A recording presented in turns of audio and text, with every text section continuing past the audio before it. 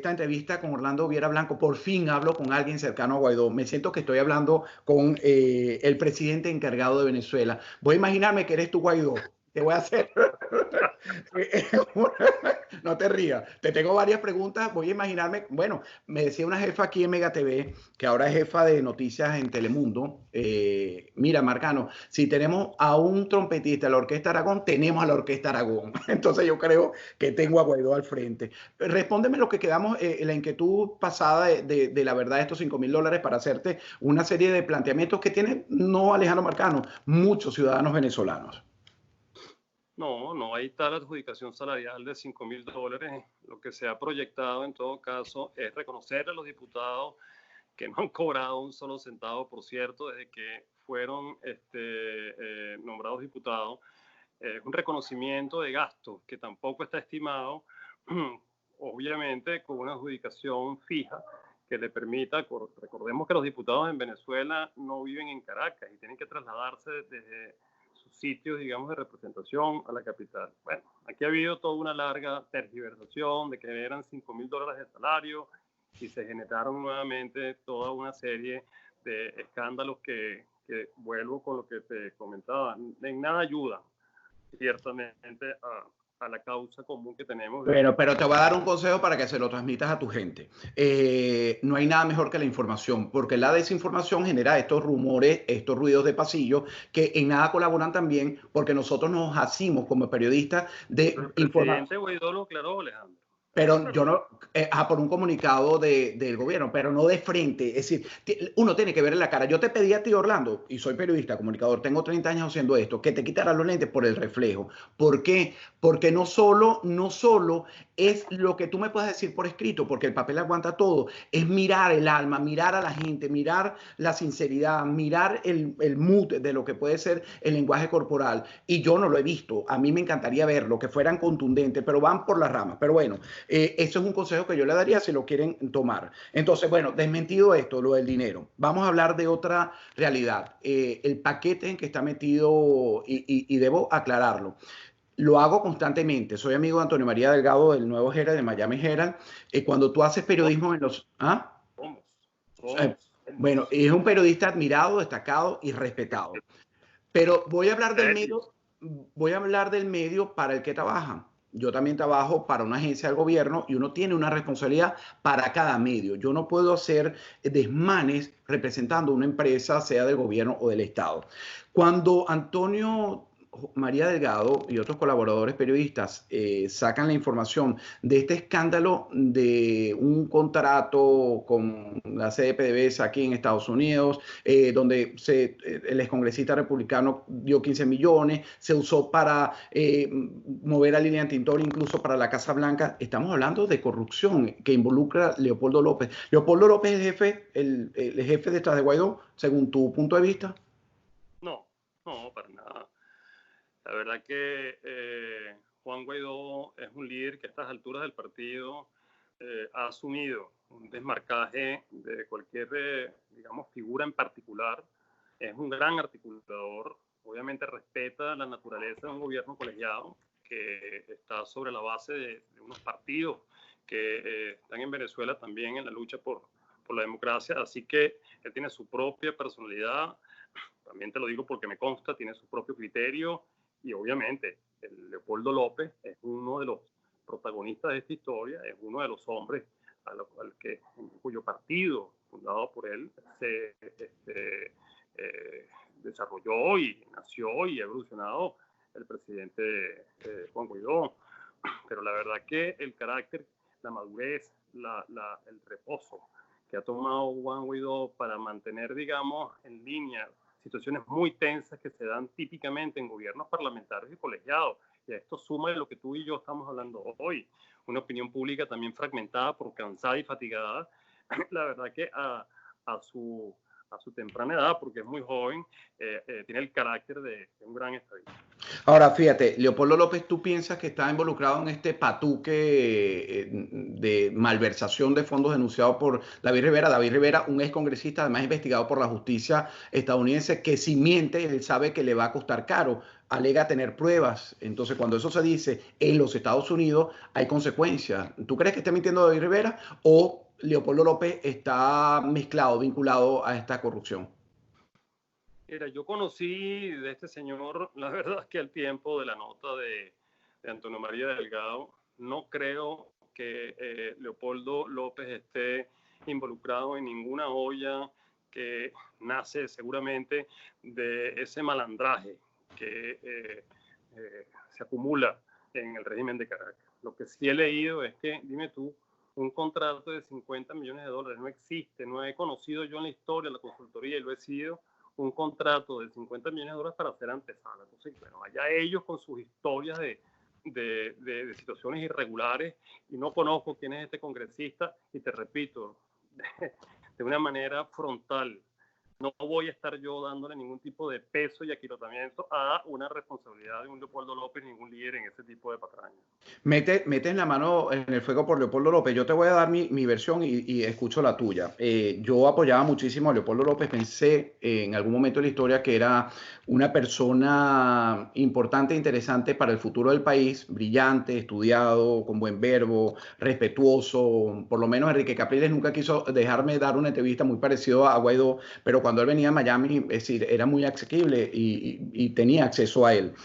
Pero cuando me desilusioné muchísimo, porque yo trabajando para Radio y TV Martí y para Mega TV, trataba todos los días en mis reportajes, oye, Leopoldo está siendo maltratado, no hay visitas a su madre, Antonieta, a su esposa y a las nietas, le bajaban los pantalones, los humillaban para verlo. Y después, que no tenía lápiz, papel, sale con un libro y después Lilian embarazada. A mí eso, como persona, le dije a uno de mis jefes, lo lamento mucho, pero ese apoyo que va más allá del periodismo, ya no lo quiero dar a Leopoldo López. Voy a contar mis historias sin esa pasión que uno le agrega. Esos no fueron eventos que a la gente le mostraron un Leopoldo López diferente, o un Leopoldo que negoció el 30 de abril también con el gobierno encargado su libertad para un gobierno donde iban a estar los mafiosos, Vladimir Padrino López, Michael Moreno, mafiosos, que pudieran hoy estar gobernando con ellos.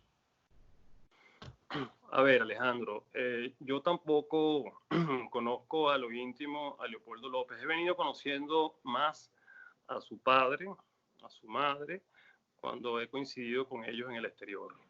También conocí a Lilian hace algunos años en Canadá, cuando fue al Parlamento canadiense. Pero de cara a lo que he venido yo testimoniando, de cara al liderazgo que él ha significado, al sacrificio que ha asumido, de cara a, digamos, a las horrendas torturas a las cuales fue sometido él y sus hijos, de cara al linaje, a la prosapia, no solamente de su padre, conozco a tíos abuelos de él, como Víctor José López, el Vito, gente extraordinaria que representan a Venezuela, que representa tu propio linaje o el propio. Yo no tengo por qué dudar en absoluto ni poner, digamos, en remojo a un actor como Leopoldo López. Es decir, volvemos a lo que hemos conversado hoy. Existe algo muy sencillo, decía Littman. Tienes que, los niños distinguen lo bueno de lo malo porque entonces crecen en familias que desde chiquitos les enseñan, digamos, lo que tienen y no tienen que hacer. Nosotros tenemos que conducirnos, los pueblos como los niños. Tenemos que distinguir lo básico, lo bueno de lo malo. Nosotros no podemos demonizar a nuestros actores que han demostrado tanto por nosotros. Leopoldo fue injustamente y sigue injustamente sometido, digamos, a una privación de su libertad. No ha podido ver a su padre, a su madre, a sus hijos. Es decir, eso es un dividendo moral suficiente para nosotros distinguir lo bueno de lo malo. En eso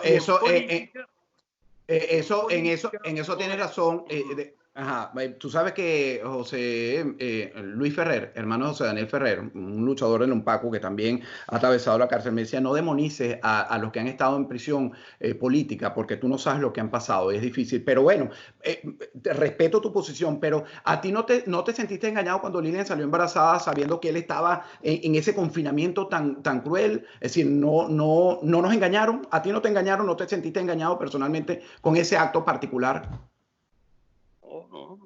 Yo celebré que ese es un niño producto de una pasión que desborda, digamos, estar tras las rejas.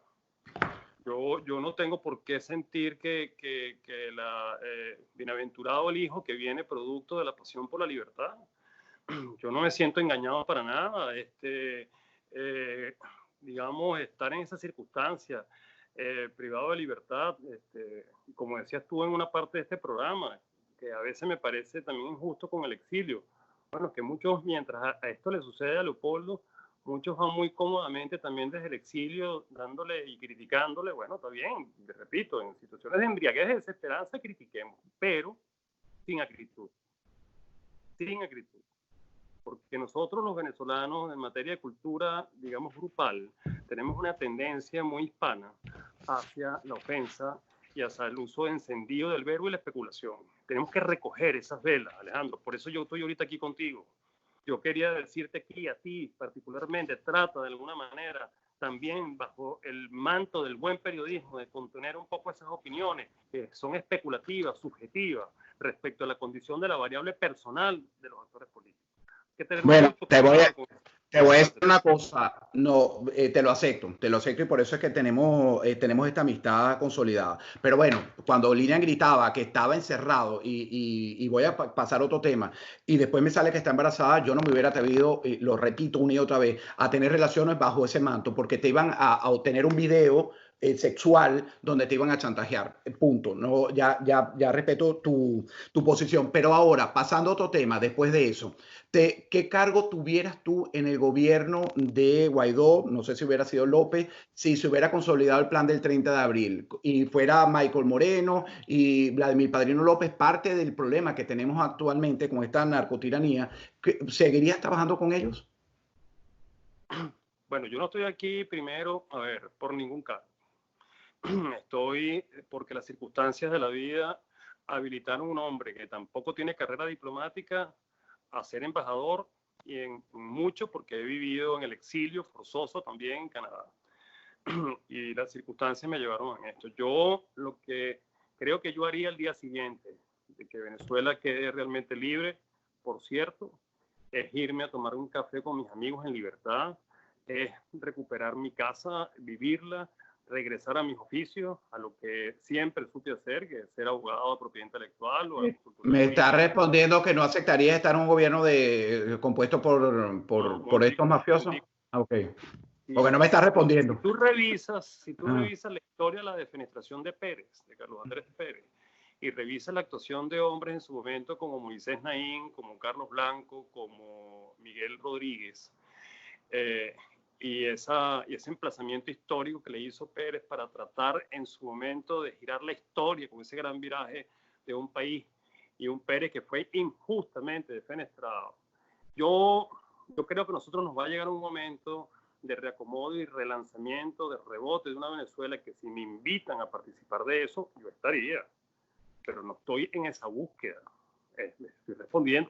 Te felicito. Creo que te darían no piedritas, peñones. Es decir, conformar un gobierno con esos mafiosos que han sido los violadores, porque al final. ¿Cuál es mafioso? Te estoy diciendo el gobierno que iban a conformar con el movimiento del 30 de abril, con el que queda liberado Leopoldo López, Vladimir Padrino López de las Fuerzas Armadas Nacionales, porque cuando tú me haces referencia histórica a estos personajes de nuestra historia, de la democracia. Entonces, te escuché mal. Yo estoy hablando de un gobierno al momento de que realmente llega el día siguiente. Claro, pero te puse en el escenario después del 30 de abril. Si lo hubieran concretado, ese movimiento que hicieron, alianza con Michael Moreno, que es un asesino que dirige el nefasto Tribunal Supremo de Justicia, Vladimir Padrino, y quién sabe qué otros estuvieran allí, ellos hubieran sido el gobierno si hubiera sido triunfante ese movimiento del 30 de abril. Y te pregunté que si tú trabajarías con ellos. Si me dices que trabajarías con ellos, la verdad que lamentablemente voy a poner en remojo nuestra amistad, porque si vas a trabajar con esa gente, sé hasta dónde Mira, puedes llegar. no, mira, a ver, yo no, como decía Teodoro Pekov, no voy a profetizar el pasado, no voy a trabajar sobre la base de lo que hubiese sucedido. Obviamente, no soy persona de estar en línea, de formar parte de ningún gobierno con un señor como Michael Moreno, como Padrino. Quienes estamos en esta lucha aspiramos a estar, digamos, rodeados de otro tipo de venezolanos. Para contestarte a tu pregunta, el tema es que todos estos planteamientos que siguen siendo planteamientos que la historia nos dirá son planteamientos que no dejan de ser especulativos. Yo no tengo tampoco prueba cierta de que aquí estaba planteado un gobierno de transición en esa línea. Y si ese es el caso, si estaba planteado en esa línea, pero bueno, pues nada, no estaría yo formando parte de cohabitaciones en esa dirección. ¿Qué les explicaron ustedes después de ese movimiento fallido del 30 de abril? ¿Se reunieron? ¿El presidente encargado Guaidó les explicó? Ya que veo que no tenías como mucha información si estaba planteado, pero bueno, eso es lo que se dijo, en los medios trascendió, nadie lo ha desmentido abiertamente. Fíjate que Vladimir Padrino López sigue también siendo el ministro de la Defensa de la dictadura. ¿Les explicaron algo de eso a ustedes? No, la verdad es que son situaciones que de pronto son manejadas a un nivel donde no necesariamente en esta lucha tan desigual están todos enterados y sabemos las intimidades de eso, y realmente sobre ese asunto nosotros los embajadores, muy particularmente el cuerpo diplomático, no se ocupa.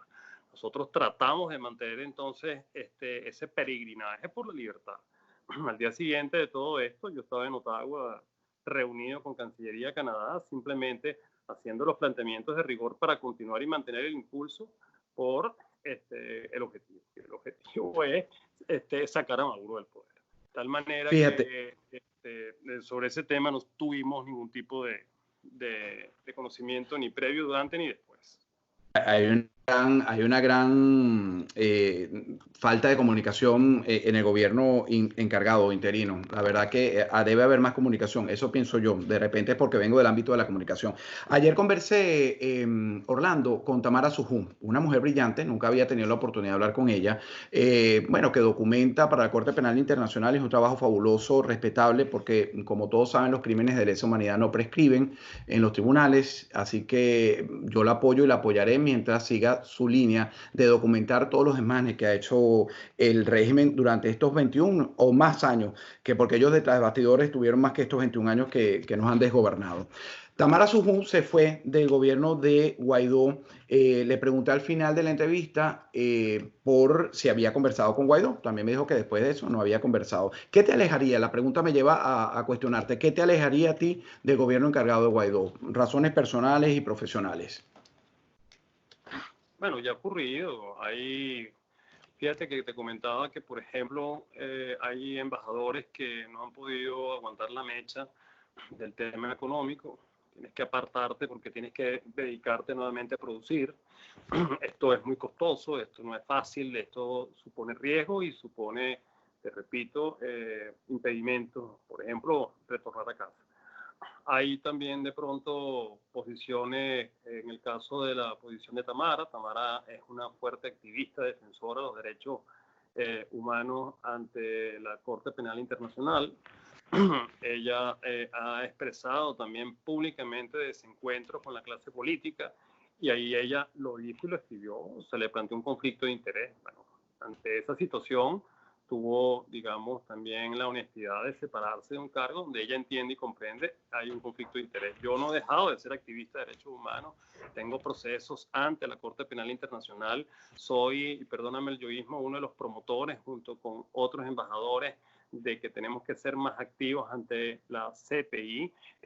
Recién ayer tuve una entrevista, digamos, con muchos actores canadienses y actores de Venezuela, redefiniendo estrategias en múltiples organismos que van de la CPI, pasando por la Alta Comisionada, por la Comisión de Derechos Humanos, por la Comisión Interamericana de Latinoamérica, y eso a mí no me genera ningún conflicto de interés.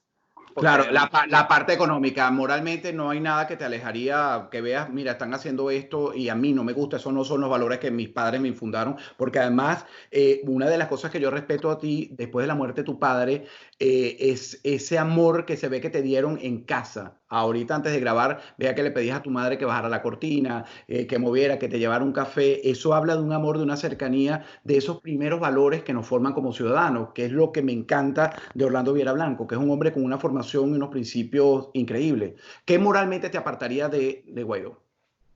sí, lo que has dicho, si yo llegase a ver que estamos en presencia del resurgimiento de la corrupción, de feudos y tribus para beneficios propios y no beneficios del país, circunstancias de dudosa probidad y honestidad, que fueron los valores que uno aprendió, que aprendí en mi casa con mi padre, mi familia, tú mismo.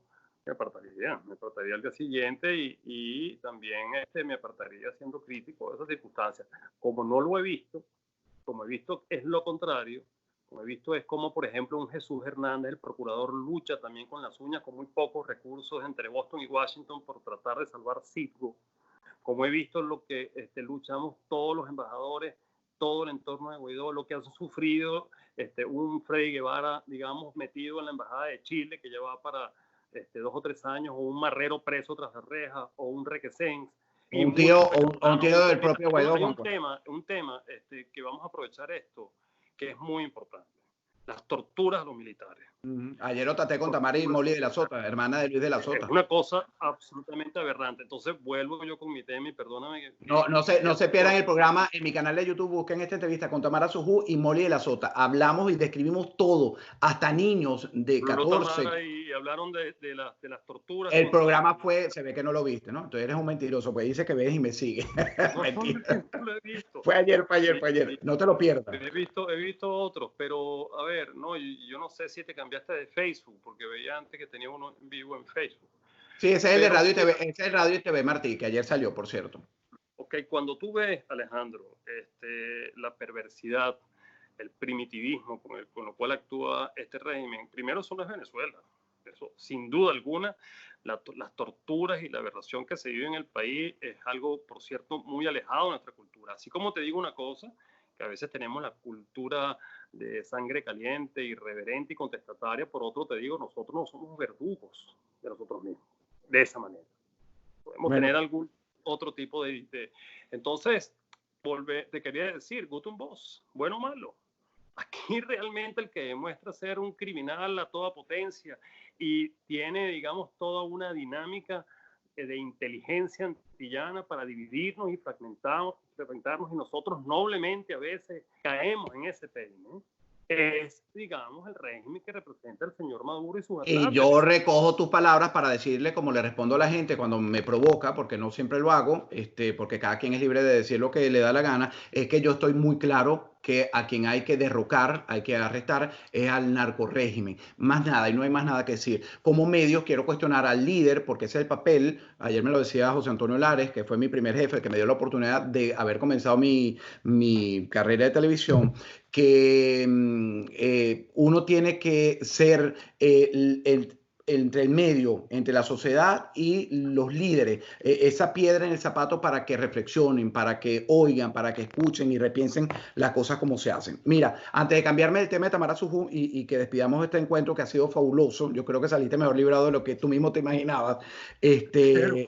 No, porque que la gente confunde y tú diste en la clave. Yo puedo ser irreverente, pero yo no soy grosero. Y además, cuando yo invito a alguien, ese alguien tiene sus ideas y yo no soy un dictador. Es decir, tengo todo menos dictador. Cada quien puede expresar, aunque tengamos diferencias. Mira, Tamara Sujú se alejó básicamente porque no estaba de acuerdo por lo menos ese ensalzamiento que tienen, esa se dice así, poner como un dios o una diosa a Luis Ortega, a Cliver Alcalá Cordones, que ya vimos lo que pasó con la Operación Gedeón y con eso vamos a terminar. ¿Tú has tenido contacto con esta gente? ¿Te parece maravilloso que medios, periodistas y el propio gobierno crean en una persona, por lo menos como Luis Ortega Díaz, que tanto daño nos hizo a los venezolanos de libre pensamiento? No, no he estado en contacto con ninguno de ellos. Yo creo que hablar de que eso sea maravilloso o por el contrario sea pecaminoso son expresiones que políticamente hablando son inadecuadas. Simplemente en esta lucha tan desigual, pragmáticamente hablando. Si yo tengo una denuncia como la que presentó Luis Ortega Díaz ante la Corte Penal Internacional, debidamente asistido de abogado acreditado en esa corte, con cientos de relatorías con sustentación probatoria que son útiles para lograr pronto un enjuiciamiento, una investigación formal en contra del régimen, el enemigo de mi enemigo se convierte de alguna manera en una causa común. No será, corrijo, un amigo, como decimos, de oreja, digamos, junta. Pero nosotros en eso tenemos que ser, te repito, muy de cabeza fría. Por eso es que eres diplomático. Por eso es que eres diplomático. No te lo digo como diplomático, te lo digo más como observador político. Te lo digo más como, incluso si me permiten el término, el punto de vista como estratega. No te lo digo como diplomático. Yo podría decirte con toda franqueza si he tenido contacto con ella o no, no sé, como Cliver Alcalá, creo que mencionaste. Y Cliver Alcalá, que ha servido, que ha sido un narcotraficante, como dicen, va a librar testimonios que comprometan realmente la estabilidad de ese régimen, bueno, que ese testimonio se utiliza para los fines de entrambos, como dice el Quijote. Claro.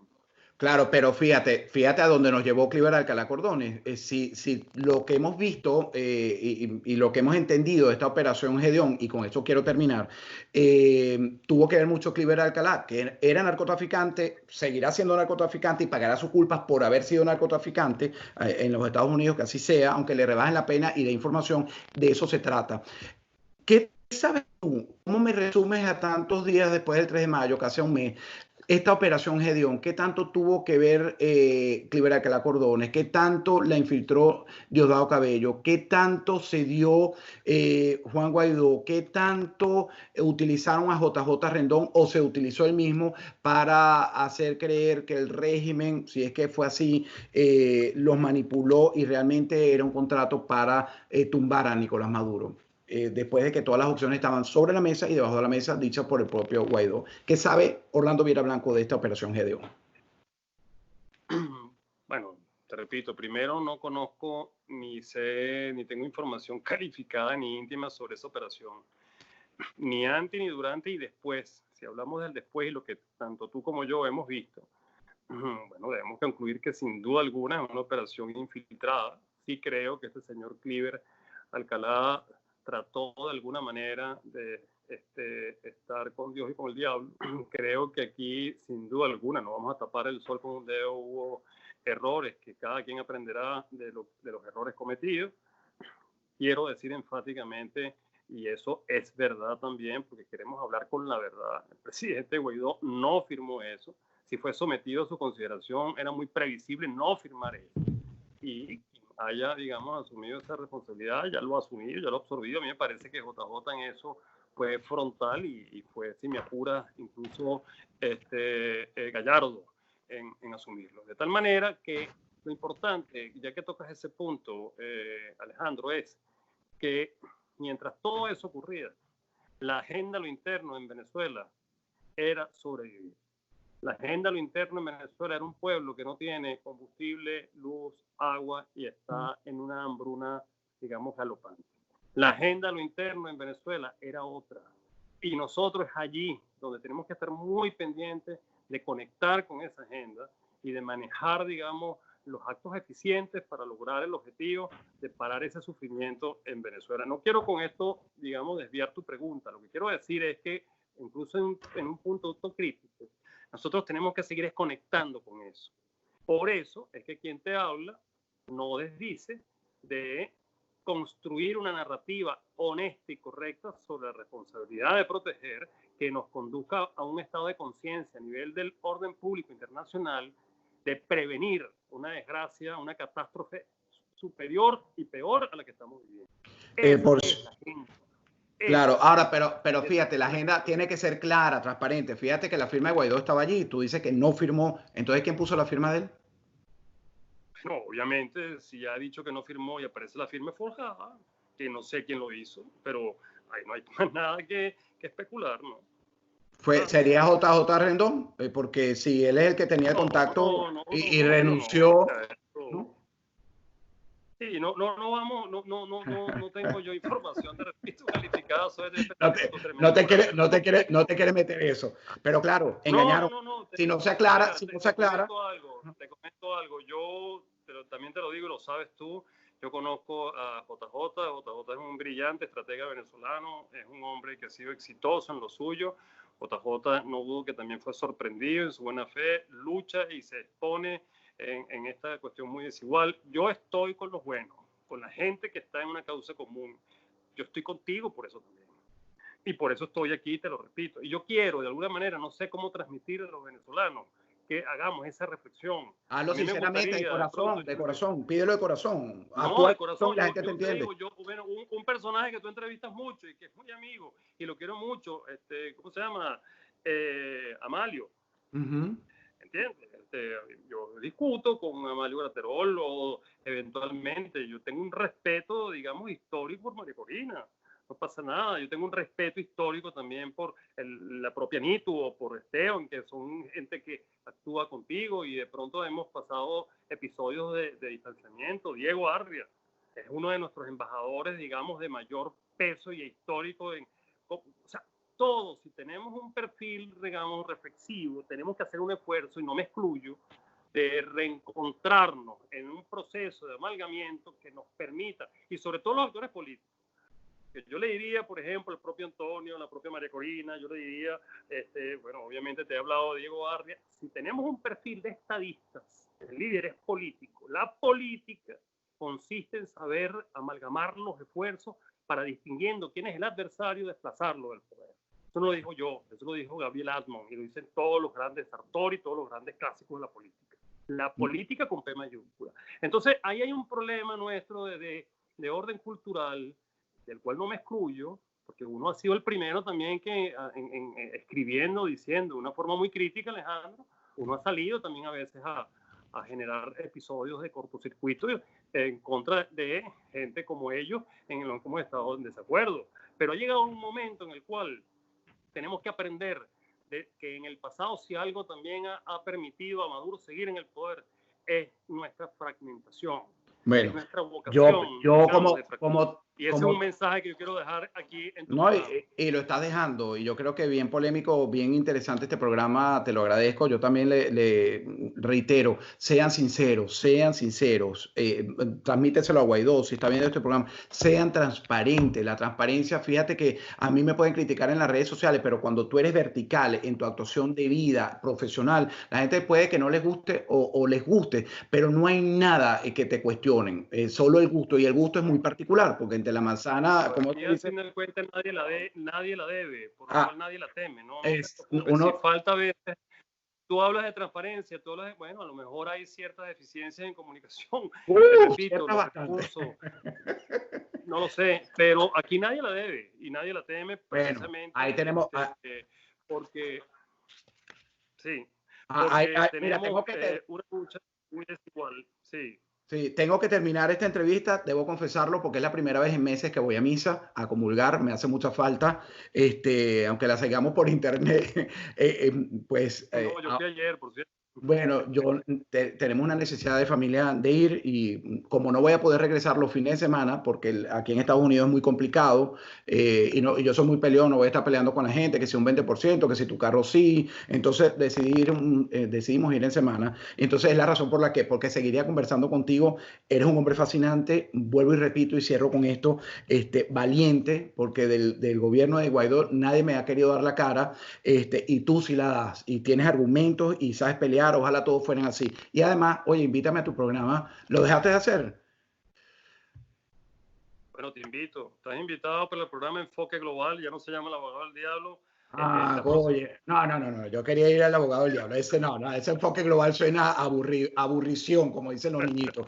Un abrazo, Orlando, de verdad, te quiero muchísimo, Mira, respeto, aunque sea un Dios te Guaidó lover. bendiga. Amén, igual a ti y a tu familia, mi Guaidó lover favorito. Chao, Orlando, un abrazote. Amén. Venga. Amén.